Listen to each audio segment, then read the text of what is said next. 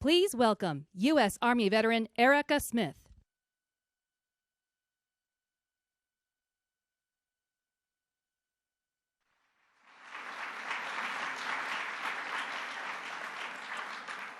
Good morning. My name is Erica Smith, and at 17, I became a soldier. In my 7-year career as a Black Hawk crew chief, I worked with many phenomenal people, and I deployed to Iraq in 2019. On the flights overseas, we were constantly watching for threats, but we didn't know about the silent threats we saw on a regular basis. Ponds of oil lit on fire, waste and garbage being burned, and the fuel and chemicals used on the aircraft. In 2022, during a spinal scan for a separate injury, a mass was discovered on my right kidney. I was just 23 with no family history of cancer. I ate right, I worked out, and I never smoked. Nevertheless, it was cancer, and it was growing fast. Shortly after, a friend from deployment let me know he had cancer in his kidney as well. I filed a claim with the VA immediately. Thankfully, the PACT Act reduced my paperwork burden, and it covered my illness. By the time I had my kidney removed in October of 2022, I had already begun receiving increased benefits that helped me buy my first house. I'm so grateful for the PACT Act, and I encourage other veterans to take advantage of the benefits. The military gave me the courage to take risks, and the PACT Act gave me the stability to endure no matter the outcome. Now, it's my honor to introduce the President of the United States, Joe Biden.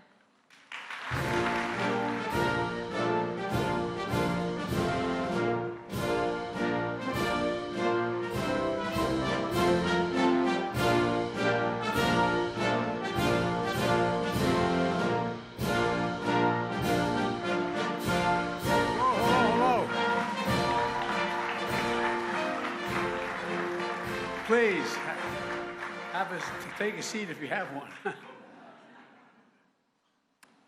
Sarge, thank you for that introduction.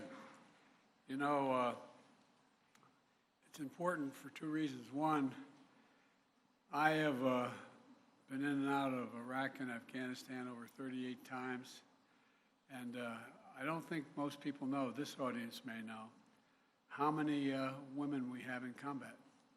How many women are not only doing their part, but doing jobs that most people didn't think women would do or could do. And the Sarge is an example of just that. You know, Black Hawk helicopter is, anyway, I won't go into it all, but the point is that, you know, Sarge, what happened to you has happened to thousands of people. Governor and I talked about that earlier, the governor and I, about what we're doing here. You know, you and your fellow veterans are the heart, the soul, and the very spine and sinew of this generation. I mean, that's a fact. You know, only 1% of you volunteer to protect all of us. That's what it is. And it's all volunteer. And I want to thank Dr. Angela Williams and the great team here at Salt Lake City VA for hosting us, for taking care of our heroes.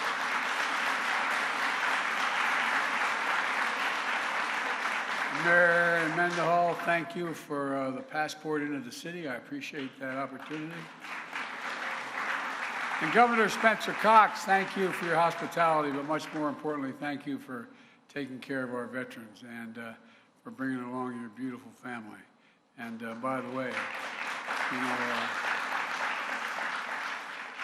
years ago, just a little ad lib here, but years ago when John Kerry was the nominee for president of the Democratic Party, he talked with me about the possibility of being vice president, and on his ticket, and it wasn't, we're old friends. I said, no, I didn't want to be vice president. But had I known that as vice president I get Secret Service, and had I known that meant my daughters had Secret Service, and my granddaughters, I would have fought even harder for them at the time. And now, I have a bunch of grandchildren. They all have Secret Service, and my daughter has Secret Service, and you know, it's just wonderful. I'm not sure what they think about it, but it's just wonderful. Anyway, thank you very, very much. And look, before I begin, I want to say a word about the devastating wildfires that have claimed at least 36 lives in Maui and Hawaii. We have just approved a major disaster declaration for Hawaii, which will get aid into the hands of the people desperately needing help now.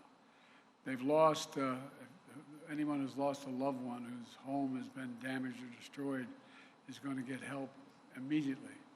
And I've directed that we surge support to these brave firefighters and first responders and emergency personnel working around the clock there, risking their lives.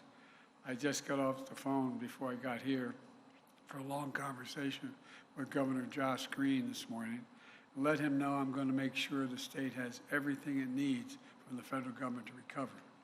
The FEMA Administrator Griswold will be in Maui tomorrow, and I've directed her to streamline any process with requests for help and survivors register for immediate federal assistance without delay.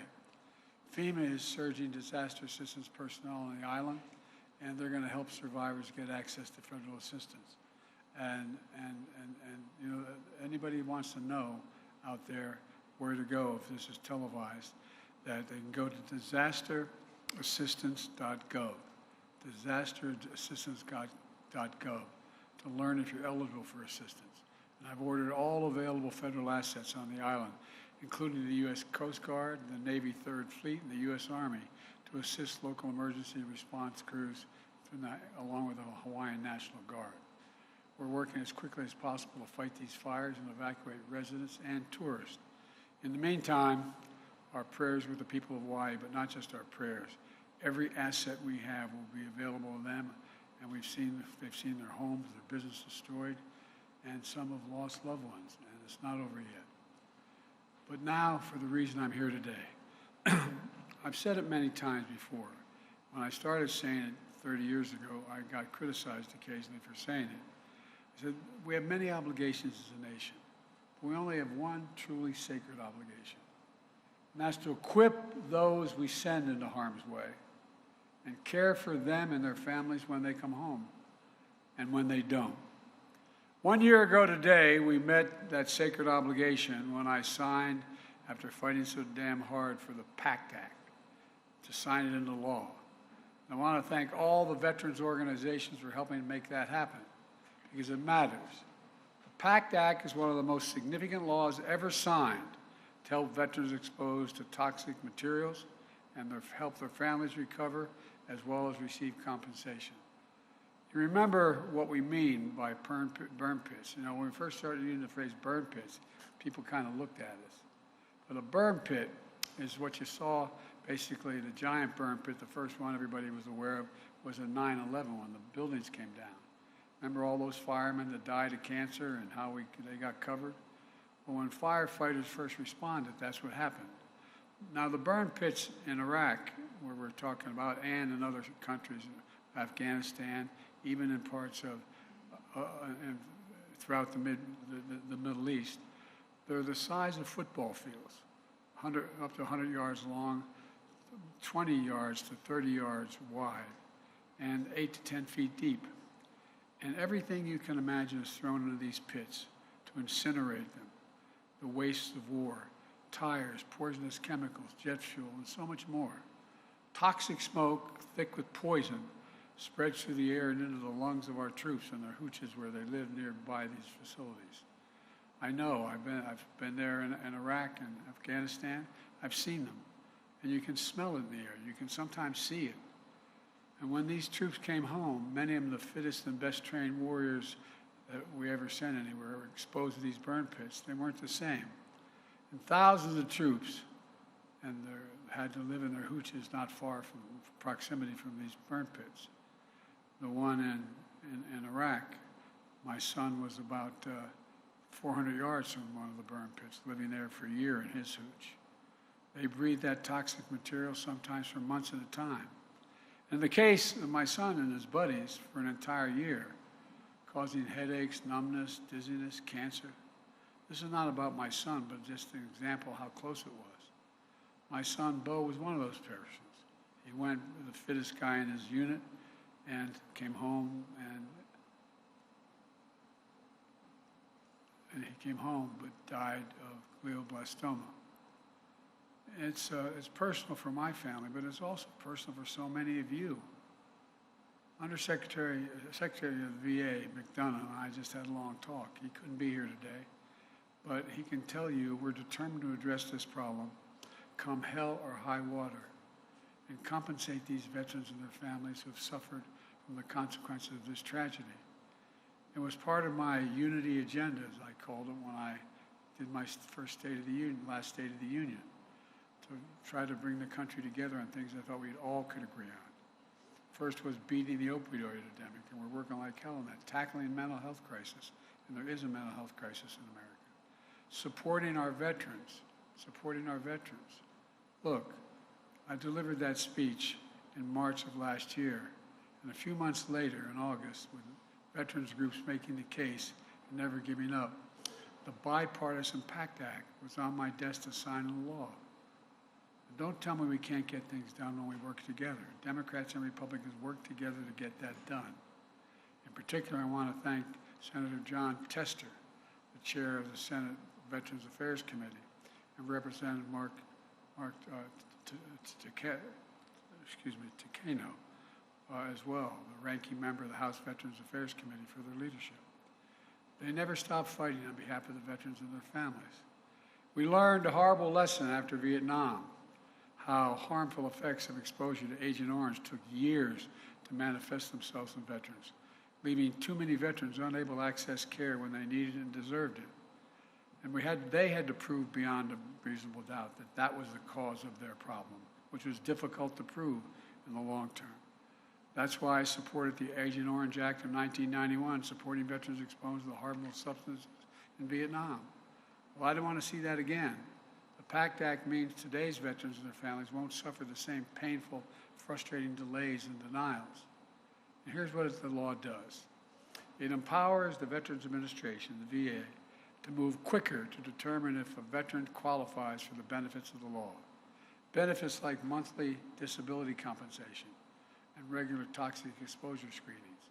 It also means new facilities, new research, and more healthcare workers at VA hospitals. It includes nearly, and one of the veterans raised this to me today, nearly $30 million for new outpatient clinics right here in Salt Lake City, right here.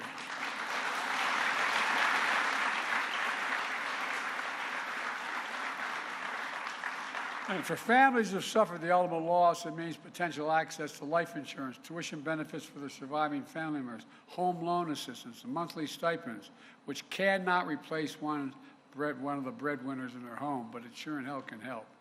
For example, surviving spouse of a veteran who died from toxic illness with 2 children could be eligible for roughly $2,300 a month for the rest of his or her life. I'm proud to announce that over 340,000 veteran survivors are already benefiting the law just 1 year after it was signed, including over 2,000 veterans here in Utah. Veterans are getting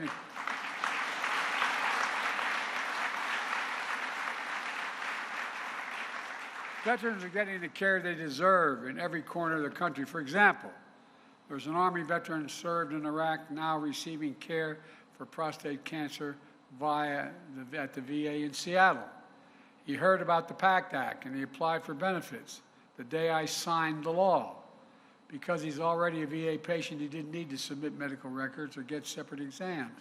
His application was approved. He's now received retroactive payments from the date the law was signed. Another Army veteran, now in New Hampshire National Guard with multiple deployments to Iraq and Kuwait, learned that he had a friend and a soldier she deployed with were diagnosed with breast cancer. Just in case, she decided to get toxic exposure screening free at all veterans enrolled in the VA healthcare. She too was diagnosed with breast cancer. They caught the cancer early and she's currently being treated for it. And she's being granted 100% service-connected eligibility under the PACT Act, tripling her monthly payment benefits. For folks, it matters. This matters. Folks, we have a moral obligation. This goes beyond the financial. We have a moral obligation to respond to this. And I'm here today to spread the word so every veteran or surviving family member knows how to access benefits of this law. Because these conditions have already taken such a toll, on so many veterans and their families, I directed the Department of Veterans Affairs to treat all 23 presumptive conditions in this law as applicable immediately, like chronic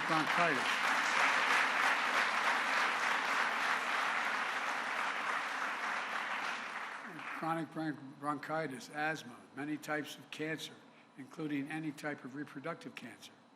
And something we've been fighting for a long time.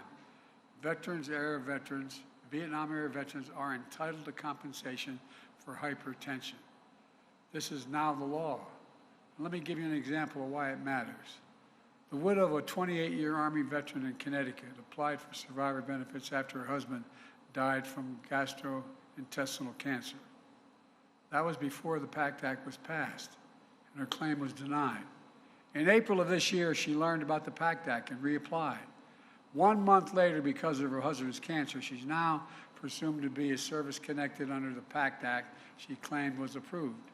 Now she's eligible for survivor's compensation for her son and for his education and the GI Bill.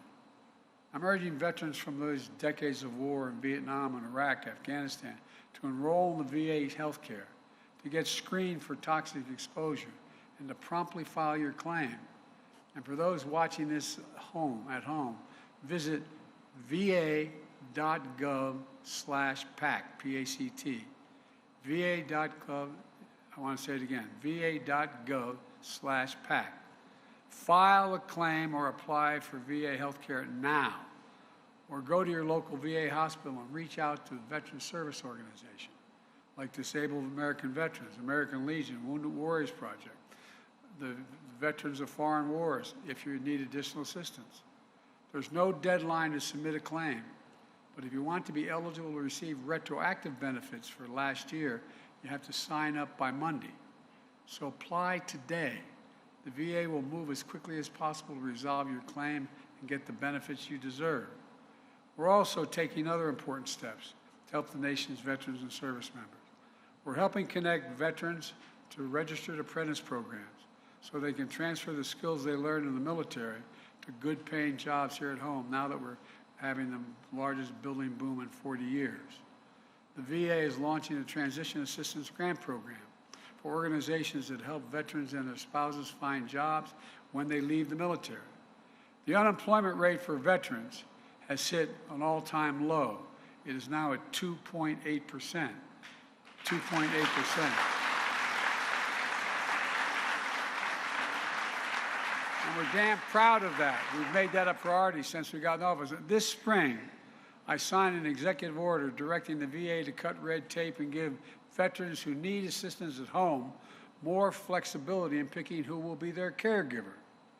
Earlier this summer, I went to North Carolina, and I signed an executive order at Fort Liberty.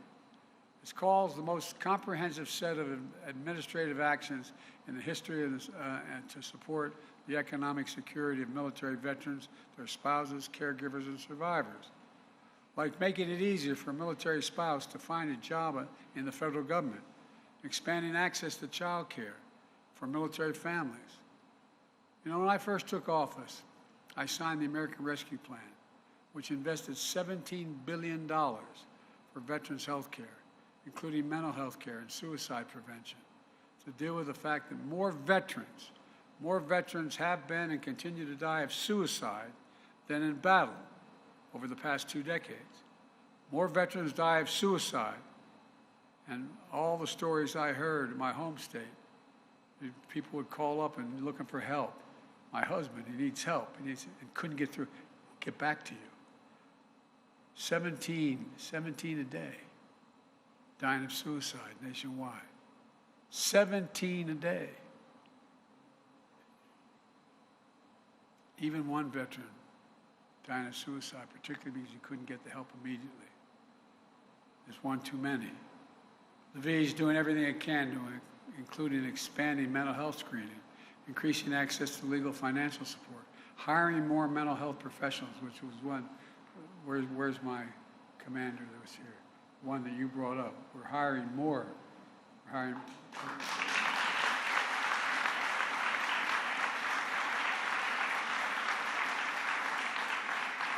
including through a proven program that recruits veterans to help other veterans understand what they're going through to get the help they need. I can notice, I could stop for another second. You know, one of the things about the military, you're taught to be tough, stand alone, do what you need to do. And it's awful hard when you're having problems and you think you have a mental health problem to ask for help. It's really hard. There's no difference between having a mental health problem and breaking your arm or your leg. No difference. And you should not be worried about asking for help any more than you would if you broke your leg. We have to make sure people know there's nothing to be ashamed of in seeking that help. You know, think about this. I don't know how many of my tens of thousands of miles I've traveled through war zones. I don't know anybody who would not wonder whether or not what these veterans have seen would cause post-traumatic stress. It's enormous. It's an enormous problem. They just need help to get through this. We're working to end veterans' homelessness as well. No one should be homeless in this country, especially not those who served it, period.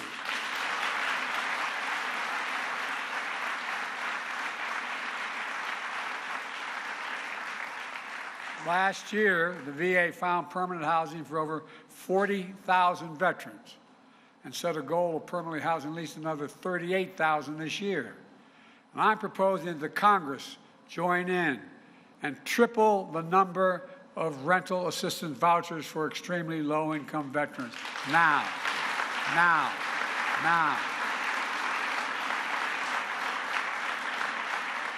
In securing a bipartisan budget agreement earlier this summer and preventing an economic collapse, we stopped draconian cuts in veteran services. That agreement including dedicated funding for our veterans' health so that the health care of those who serve so bravely in this country won't be used as a bargaining chip going forward to try to get other things cut. The agreement also fully funds the PACT Act and expands nutrition benefits that will now be available to our veterans.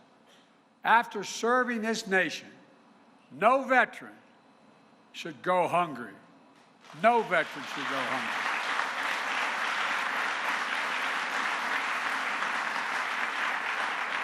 Just 2 weeks ago, I signed an executive order to significantly strengthen how the military handles sexual assault.